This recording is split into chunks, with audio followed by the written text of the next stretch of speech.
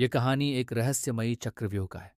बहुत समय पहले एक विशाल राज्य था जिसका नाम अभियानगढ़ था। वहाँ के राजा महाराज विक्रम अपने साहस और न्यायप्रियता के लिए प्रसिद्ध थे। परंतु उनका एक दुश्मन था, पड़ोसी राज्य का राजा दुर्जन सिंह। वह हमेशा अभियानगढ़ को हड़पने की योजना बनाता रहता था। एक दिन दुर्जन सिंह ने राजा विक्रम को एक संदेश भेजा। यदि तुम्हारे पास साहस है तो मेरे महल में बने चक्रव्यूह में प्रवेश करो। यदि तुम इसे पार कर लोगे तो मैं तुम्हारे राज्य पर हमला करना छोड़ दूंगा, लेकिन यदि नहीं तो तुम्हें अपना राज्य मुझे सौंपना होगा।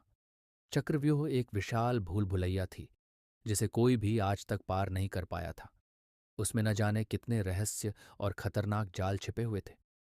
महाराज विक्रम ने चुनौती स्वीकार की और अपने मंत्रियों और योद्धाओं को बुलाकर योजना बनाई। चक्रव्यूह में प्रवेश करते ही महाराज विक्रम को लगा कि यह कोई साधारण भूल भुलैया नहीं है। वहां जगह जगह फिसलने वाले फर्श, जाल और रहस्यमयी दरवाजे थे। रास्ते में उन्हें एक बूढ़े साधु मिले। साधु ने कहा, हे राजन, यह चक्रव्यूह छल और भ्रम से भरा है।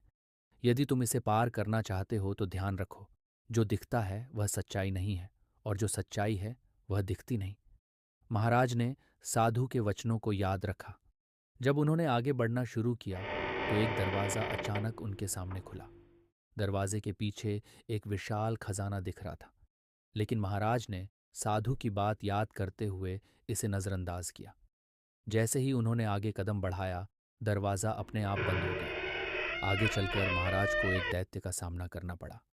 दैत्य ने कहा, यदि तुम मुझे हराना चाहते हो तो मेरे 3 प्रश्नों का उत्तर दो। अगर तुम गलत उत्तर दोगे तो यहीं फंस जाओगे। दैत्य ने पहला प्रश्न पूछा, इस संसार में सबसे कीमती चीज क्या है? महाराज ने उत्तर दिया, जीवन। दैत्य मुस्कुराया और दूसरा प्रश्न पूछा, मनुष्य को सबसे अधिक शक्ति कहाँ से मिलती है? महाराज ने कहा, सच्चाई और विश्वास। दैत्य ने अंतिम प्रश्न पूछा, जो चीज सबके पास होती है लेकिन कोई संभाल नहीं पाता, वह क्या है? महाराज ने कहा, समय। दैत्य हार मान गया और रास्ता छोड़ दिया। आखिरकार महाराज विक्रम ने अपनी चतुराई और धैर्य से चक्रव्यूह पार कर लिया। दुर्जन सिंह को अपनी हार स्वीकार करनी पड़ी और उसने वचन दिया कि वह कभी अभियानगढ़ पर हमला नहीं करेगा।